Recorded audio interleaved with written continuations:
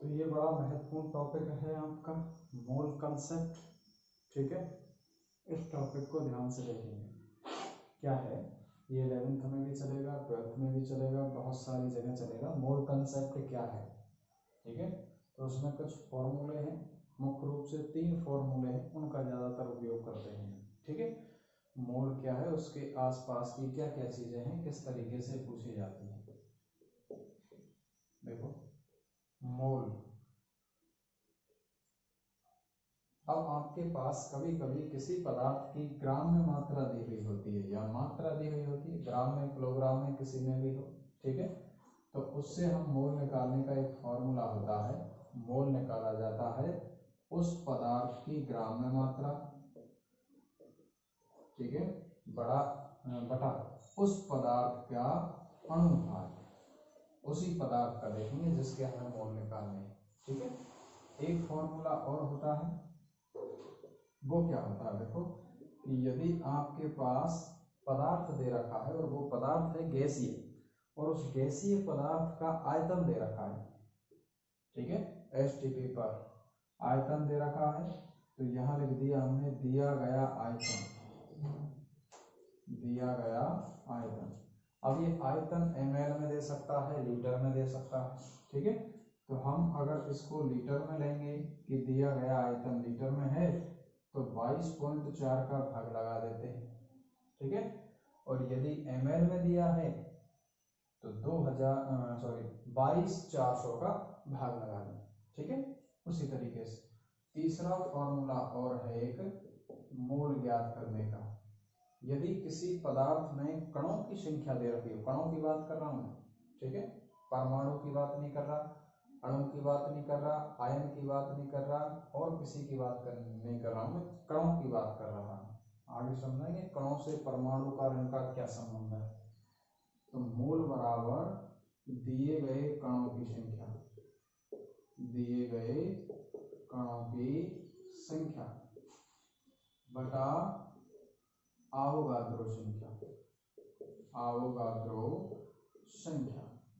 ये आवोगाद्रो ने बताया था कि पदार्थ कोई सा भी लो, उसकी एक मोल में कणों की संख्या हमेशा फिक्स होती है, जिसको हम आवोगाद्रो संख्या कहते हैं, जिसको Na से रिप्रेजेंट किया जाता है, इसे रिप्रेजेंट किया जाता है Na से। तो इस तरीके से हमारे पास 3 फॉर्मूले हैं, सारी चीजें इस 3 फॉर्मूले के इर्द गिर्द घूमेंगी।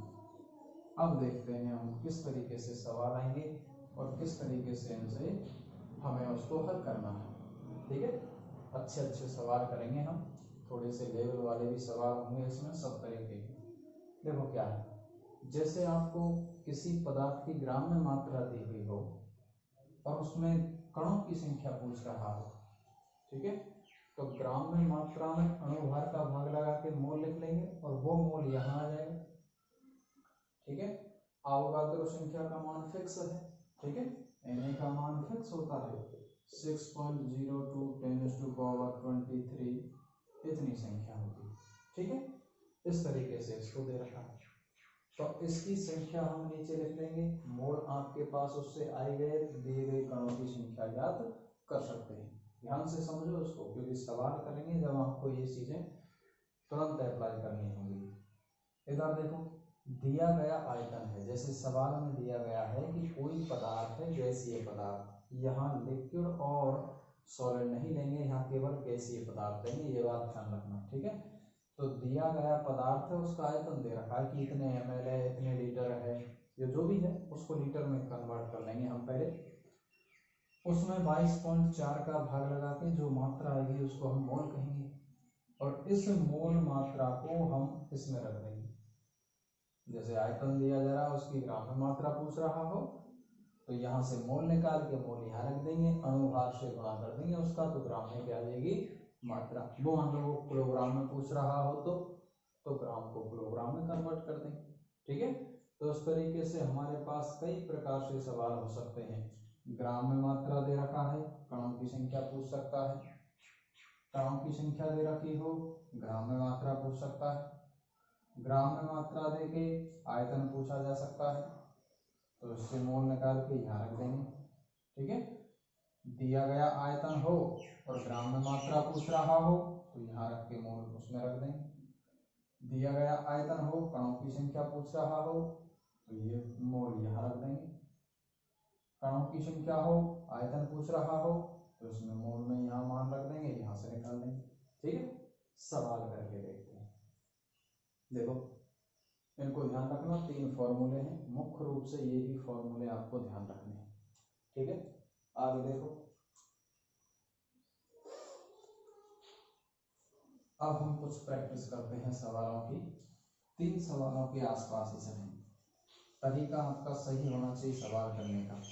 किताबी कीड़ा नहीं बनना है कि पासबुक में जैसे दे रखा है, किताब में जैसे दे रखा है वैसे हल करना है। हमको तरीके से हल करना है। ठीक है, एक तो समझ के हल करना होता है, एक रट के हल करना होता है, दोनों में अंतर होता है। देखो जैसे हमने एक सवाल लिया, 18 ग्राम जल में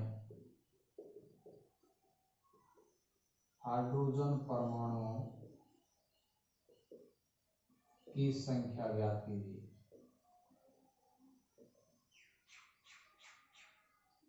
ठीक है, तो इसमें क्या दे रखा है, देखो हमें एक तो सॉल्व करते हैं हम समझ के, तो समझ के ऐसे सॉल्व करते हैं, जो क्वेश्चन दिया गया है उसको देखो।